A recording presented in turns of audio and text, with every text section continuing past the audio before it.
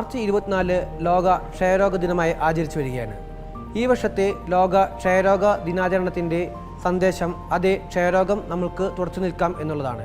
ക്ഷയരോഗത്തെ പൂർണ്ണമായും അറിയുക എന്നുള്ളത് തന്നെയാണ് ക്ഷയരോഗം തുടച്ചു നിൽക്കാനുള്ള ഏറ്റവും പ്രധാനപ്പെട്ട മാർഗം. നമ്മൾക്കെല്ലാം അറിയാവുന്ന പോലെ 2 ആഴ്ച കൂടുതൽ നീണ്ടു നിൽക്കുന്ന ചുമ, പനി, ചുമച്ചിട്ട് രക്തം തുപ്പുക, ശരീരത്തിൻ്റെ ഭാരം ക്രമാതീതമായി കുറയുക, വിശപ്പില്ലായ്മ, ഇതെല്ലാമാണ് പ്രധാനമായിട്ടും ക്ഷയരോഗത്തിൻ്റെ ലക്ഷണങ്ങൾ. ശരീരത്തിലെ മറ്റു ഭാഗങ്ങളിലും ക്ഷയരോഗമുണ്ടാകാം. ഇതിന് എക്സ്ട്രാ പൾമണറി ട്യൂബർകുലോസിസ് എന്നാണ് പറയുന്നത്.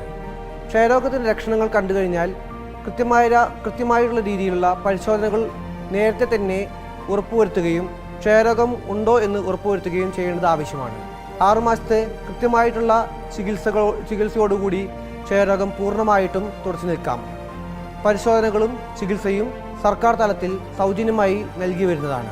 ക്ഷയരോഗം നമ്മൾക്കെല്ലാം അറിയാവുന്ന പോലെ ഒരു വായുജന്യ രോഗമാണ്. പ്രധാനമായിട്ടും നമ്മൾ ചുമയ്ക്കുമ്പോഴും തുപ്പുമ്പോഴും കൈത്തലം കൊണ്ട് മൂടിവെക്കുകയോ ഒരു തൂവാല ഉപയോഗിക്കുകയോ ചെയ്യുക. അതുപോലെ തന്നെ പൊതുസ്ഥലങ്ങളിൽ തുപ്പാതിരിക്കുക.